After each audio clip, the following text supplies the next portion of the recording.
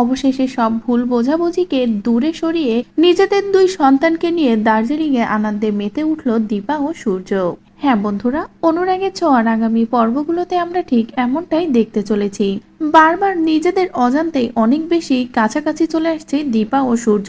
যত বেশিবার ভাবছে তারা দুজন দুজনের থেকে অনেক দূরে থাকবে, একে অপরের কাছাকাছি আসবে না, মুখও দেখবে না, ততই বেশি কাছাকাছি আসলো। শিবরাত্রিতে তো এমন ঘটনা ঘটলো যে দীপা ও সূর্য একে অপরের থেকে দূরে থাকতে পারলো না। তবে দীপার উপরে অভিমানটা কোনোভাবেই কমলো না সূর্যর। কিন্তু যখনই একসাথে আবারও দার্জিলিং এ যাওয়ার পথে দেখা হয়, একই ট্রেনে উঠে বসে দুজনই, তখনই আরো বেশি কাছাকাছি আসে দীপা সূর্য।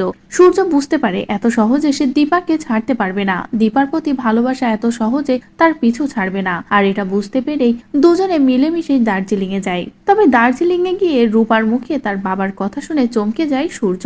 যখনই সূর্য জিজ্ঞাসা করে তোমার বাবা কোথায়, তখনই রূপা বলে আমার তো বাবা নেই, আমি ছোট থেকে আমার বাবাকে দেখিনি, আমি তো মায়ের কাছে আর মামা মামির কাছেই বড় হয়েছি। যেটা শুনে সূর্য বুঝতে পারে যে তার মানে কবির আর দীপার মধ্যে কোনো সম্পর্ক নেই। এটা বুঝতে পেরে সূর্য দীপাকে জিজ্ঞাসা করে কবিরের সম্পর্কে। তখনই দীপা ও সূর্যকে সবটা খুলে বলে যে কবিরের সাথে তার শুধু ভাই বোনেরই সম্পর্ক, অন্য কোনো সম্পর্ক ছিল না। আর এটা শুনেই সূর্যের সব ভুল ভাঙে। সব ভুল ভাঙা মাত্রই সূর্য নিজের দুই সন্তানকে কাছে টেনে নেয়। কাছে টেনে নিয়ে তাদের সাথে আনন্দে মেতে ওঠে দার্জিলিং এ। কখনো বা তাদেরকে নিয়ে ঘুরে বেড়ায়, কখনো বা দুই মেয়ে যা চাই সেটাই দেয়। সবটা মিলে আনন্দে মেতে ওঠে। এদিকে দীপারও আনন্দের শেষ থাকে না যখনই তার ডাক্তারবাবু তাকে ভালোবেসে আবারও কাছে টেনে নেয়। তো বন্ধুরা, দার্জিলিং এ গিয়ে যদি এভাবে ভালোবেসে দীপা ও সূর্য এক হয় এবং নিজেদের পুরো পরিবারকে নিয়ে এভাবে মেতে ওঠে, তাহলে সেটা দেখতে তোমাদের কেমন লাগবে কমেন্ট করে জানাও। পরবর্তী আপডেট পেতে চ্যানেলটি সাবস্ক্রাইব করো।